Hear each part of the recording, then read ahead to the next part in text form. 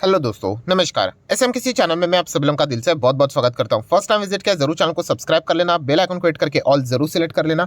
एक और दूसरा चैनल है फ्री स्टॉक मार्केट क्लासेस करके, चाहो तो फॉलो कर सकते हो, सब्सक्राइब कर सकते हो। यहाँ पर भी बेल आइकन को हिट करके ऑल जरूर सिलेक्ट करके रख लेना। इस चैनल का लिंक आपको ऊपर आई बटन पे या फिर नीचे डिस्क्रिप्शन में मिल जाएगा। उसी के साथ साथ आज के दिन के जितने भी इंपॉर्टेंट वीडियोज है सबके लिंक नीचे डिस्क्रिप्शन में दिए हैं, चाहो तो उनको भी कवर कर सकते हो। And free stock market classes के ऊपर भी जो वीडियो आया है कि कैसे खुद से मल्टी बैगर शेयर्स को ढूंढे, लिंक ऊपर आई बटन का इस वीडियो का भी दे दिया है, चाहो तो इसको भी कवर कर सकते हो। तो चलिए फटाफट इस वीडियो को स्टार्ट कर लेते हैं।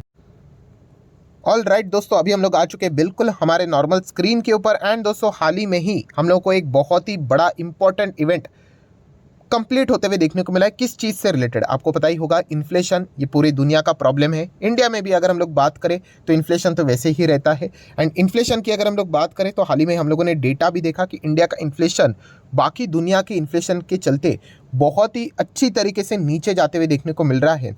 एंड जो टारगेट आरबीआई ने सामने रखा हुआ है, कौन सा टारगेट, फिलहाल तो 6% के अंदर का, बिल्कुल उसी के पाथ के ऊपर इंडिया चलते हुए देखने को यहाँ पे मिल रहा है। सो दोस्तों जैसे ही ये डेटा सामने आया तो फ्राइडे के दिन आप सभी लोगों को पता ही होगा कि आरबीआई के जो गवर्नर है शक्तिकांता दास जी, उन्होंने कुछ इंपॉर्टेंट पॉइंट्स हम लोगों के सामने यहाँ पे रखे हैं। सो अगर आप स्टॉक मार्केट में इन्वेस्ट करते हो, चाहे आप ट्रेडर हो या फिर इन्वेस्टर हो, या फिर अगर आप स्टॉक मार्केट में इन्वेस्ट भी ना करते हो, फिर भी आपको पता होना चाहिए कि हमारे देश के सेंट्रल बैंक के गवर्नर इस चीज़ के चलते क्या इंपॉर्टेंट पॉइंट सामने रख रहे हैं। सो उन्होंने क्या क्या बातें बोली है वो मैं आपके सामने रखूंगा, प्लस कुछ और 2-3 पॉइंट्स उन्होंने सामने रखे। मतलब अगर मैं कुल मिला के इस वीडियो की बात करें, पहले इंडिया की पोजीशन क्या है, इन्फ्लेशन से रिलेटेड वो क्या सोचते हैं, क्या वो टारगेट्स को यहाँ पे चेंज करने की बात कर रहे हैं, तो क्या उन्होंने बोला है वो सामने रखूंगा। पॉइंट नंबर 2, दुनिया में इन्फ्लेशन की पोजीशंस क्या चल रही और उसका इंपैक्ट इंडिया के ऊपर क्या पड़ सकता है, ये पॉइंट्स उन्होंने सामने रखे हैं। तीसरा, क्रिप्टो करेंसी के बारे में उन्होंने क्या बोला है, तो ये भी चीज़ें हम लोग को फिलहाल तो देखने को मिले। खास करके थर्ड पॉइंट के चलते कुछ ज़्यादा ही हम लोग को बाजार में हंगामा देखने को यहाँ पे मिल रहा है। एनीवेज, सबसे पहले शुरुआत करेंगे दोस्तों, टारगेट, किस चीज़ का टारगेट, इन्फ्लेशन का टारगेट। सो दोस्तों शक्तिकांता दास जी की अगर मैं बात करूं तो उन्होंने कहा है कि देखिए इंडिया एकदम करेक्ट पाथ के ऊपर चल रहा है। इन्फ्लेशन की अगर हम लोग बात करें, हम लोगों ने जैसा सोचा था वैसा ही हो रहा है। एंड उन्होंने ये भी कहा है कि देखिए अगर ऐसा ही चला मतलब सिचुएशन आप सभी लोगों को पता है, क्रूड ऑयल के चलते वो बात कर रहे हैं। अगर क्रूड ऑयल अगर ऐसा ही रहा, ऐसा मतलब डबल डिजिट में ही रहा, अगर ये 105 106 के नीचे ही रहा, तो डेफिनेटली जैसे हम लोगों ने जिस टारगेट को पहले ही प्रिडिक्ट करके रखा हुआ है, Q1 में ही बोला था, उसमें कोई भी बदलाव करने की ज़रूरत नहीं पड़ेगी। हम लोग इसी क्वार्टर में मतलब अभी Q4 की वो बात कर रहे हैं। मतलब मार्च खत्म होने के बाद अप्रैल में जब इन्फ्लेशन के आंकड़े सामने आएंगे, आप देख सकते हो इंडिया का जो इन्फ्लेशन रहेगा वो आपको 6% के अंदर देखने को यहाँ पे मिल जाएगा। सो देखा गया तो सिचुएशन अगर ऐसी ही न्यूट्रल रहती है, नॉर्मल, तो डेफिनेटली यहाँ पे इंडिया जो अपना टारगेट जो उन्होंने सेट किया है उसको यहाँ पे इजीली अचीव कर पाएगा। देन दोस्तों उन्होंने ये भी कहा है कि कुछ लोग बहुत ही ज़्यादा जल्दबाजी कर रहे हैं। जल्दबाजी मतलब आरबीआई को ये भी सवाल पूछा जा रहा है, शक्तिकांता दास जी उसका जवाब देंगे। आपने जो टारगेट रखा है कौन सा, 6% के अंदर आने का, क्या अभी आप उसको रिवाइज करके 4% करोगे? तो शक्तिकांता दास जी ने कहा है कि देखिए 4% टारगेट को, मतलब टारगेट को रिवाइज करना ये बहुत ज़्यादा जल्दबाजी हो सकती है, क्योंकि आप सभी लोगों को पता है कि इन्फ्लेशन में कुछ चीज़ें ऐसी है जो कि शक्तिकांता दास जी के हाथ में है। मतलब एज अ सेंट्रल बैंक के गवर्नर ये कुछ डिसीजंस ले सकते हैं, जैसे कि रेट हाइक करना, कितने परसेंट तक, कितने बेसिस पॉइंट तक रेट हाइक करना, राइट। बट कुछ चीज़ें ऐसी होती कि जो कि उनके हाथ में नहीं होती है। ऑब्वियसली वो इनडायरेक्टली क्रूड ऑयल की ही बात कर रहे थे। बहुत सारे लोग कमेंट सेक्शन में मुझे पूछते भी है, सर अभी रशिया वर्सेस यूक्रेन देखा गया तो 1 साल ऑलमोस्ट अभी होने आ गया, तो सिचुएशन के हिसाब से अगर देखा गया तो क्रूड ऑयल तो अभी इसी दायरे में रह सकता है। तो दोस्तों ऐसी बात नहीं है। एक ऐसी व्यक्ति है जो कि क्रूड ऑयल के बाजार को पूरा तहस तहस भी कर सकती है, बहुत ही ज़्यादा यहाँ पे वॉलेटाइल भी कर सकते हैं। एंड वो व्यक्ति आप सभी लोगों को पता है वो है पुतिन। यस, ऐसा क्यों? देखिए रशिया इतना तगड़ा वॉर करने से रिलेटेड रेडी क्यों है? क्योंकि पूरे दुनिया का में जितना भी क्रूड ऑयल है ना, उसका 1/10 ये रशिया के हाथ में है। रशिया के पास क्रूड है ना, इसीलिए तो इतना, मतलब सैंक्शंस लगाने के बाद भी क्रूड एंड गोल्ड, इसके चलते रशिया का करेंसी देख लेना, रूबेल कहाँ से कहाँ चला गया, इतना सब कुछ होने के बावजूद भी। सो इसीलिए दोस्तों ये जो व्यक्ति है पुतिन जी की अगर मैं बात करूँ, हाईली अनप्रेडिक्टेबल है। बीच में उन्होंने वार्निंग भी दी थी कि अगर आप हमारे ऊपर प्राइस कैप लगाओगे, जो कि लगाया भी है, तो हम लोग बहुत बड़ा स्ट्रिक्ट एक्शन लेंगे। एंड एक्शन में उन्होंने ये भी हिंट दिया था कि हम लोग क्या करेंगे, प्रोडक्शन ही बंद करेंगे।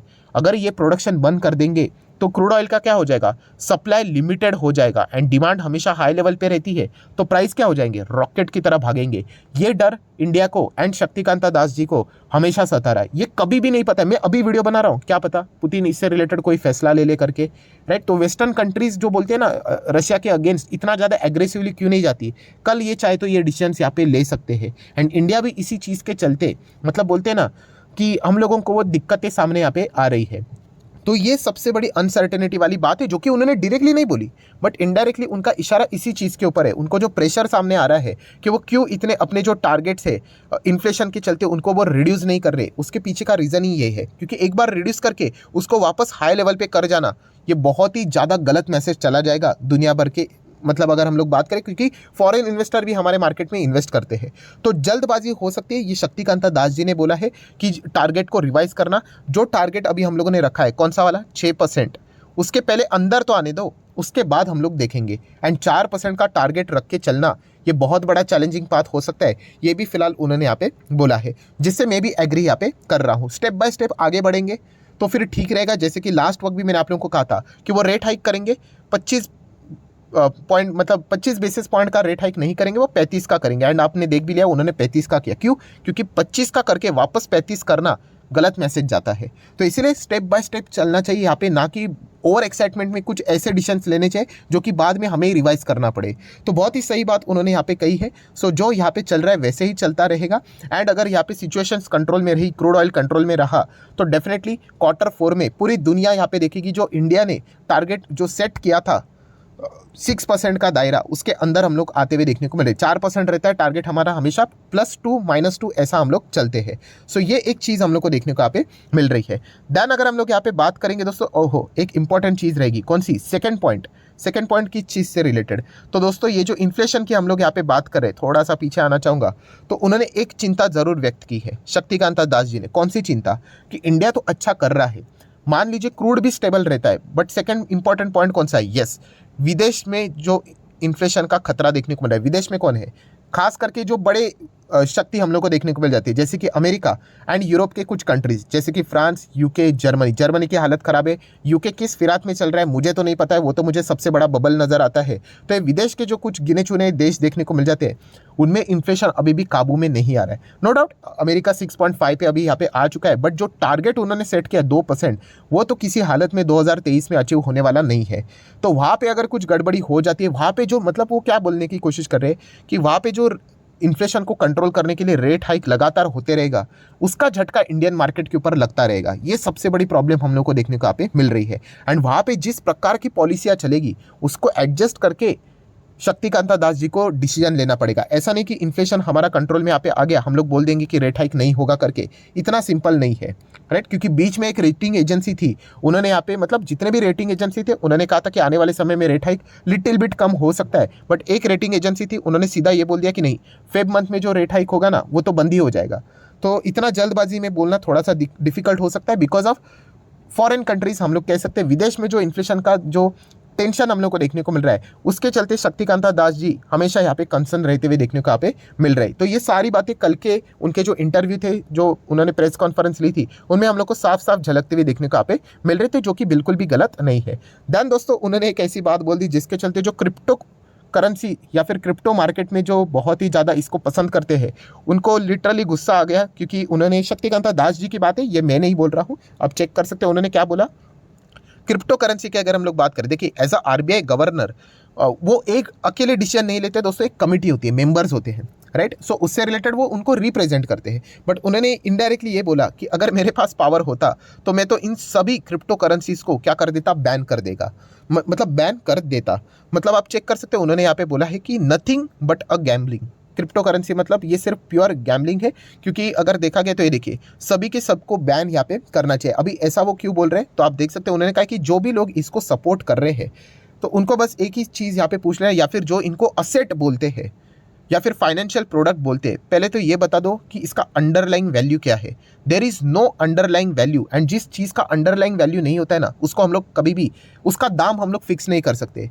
ये जो क्रिप्टो करेंसी हम लोग को ऊपर नीचे होते हुए देखने को मिला, अभी बिटकॉइन को ही पकड़ लेते हैं, कितना चल रहा है बिटकॉइन फिलहाल, लगभग 17 लाख चल रहा है, आज 17 लाख चल रहा है, राइट। कुछ ज़माने पहले की अगर हम लोग बात करें तो कितने पे चल रहा था आप देख सकते हो, नियर बाय 47 के आसपास गया था। ये देखिए 45 लाख 47 के आसपास गया था, चलो रफली 45L बोल देते हैं, तो वहाँ तक चला गया था। तो अभी 16 चल रहा है। बात ये नहीं कि ये 45 का 16 हो गया मतलब खराब हो गया, मुद्दे की बात यह है कि वापस 16 का 46 जाने के लिए इसके पीछे का रीज़न क्या है, अंडरलाइंग वैल्यू क्या है इसकी, राइट।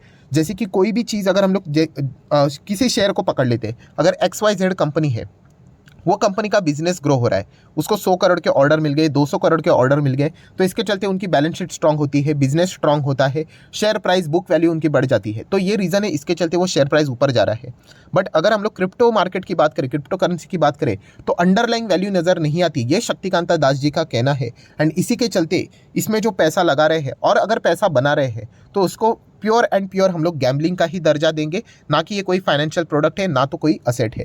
तो ये भी बात उन्होंने फिलहाल तो यहाँ पे बोली है। आप जरूर कमेंट सेक्शन में अपनी राय भी रख देना कि क्रिप्टो करेंसी के बारे में आप क्या विचार करते हो। मैं मेरी राय ऑलरेडी आप लोगों के सामने रख दिया हूँ कि क्रिप्टो करेंसी मतलब ये एक ऐसा ही इंस्ट्रूमेंट मतलब वही गैम्बलिंग टाइप ही है दोस्तों। चल गया तो ठीक है, कॉलर टाइट करके बोल सकते हो मेरा पैसा बना करके, नीचे आ गया तो पता ही नहीं चलेगा कि क्यों वापस खरीदना है करके। तो इसी प्रकार की चीज़ें फिलहाल तो देखने को मिल रही है, इसी को तो गैम्बलिंग बोलते हैं। तो आप भी अपनी राय जरूर कमेंट सेक्शन में यहाँ पे रख सकते हो।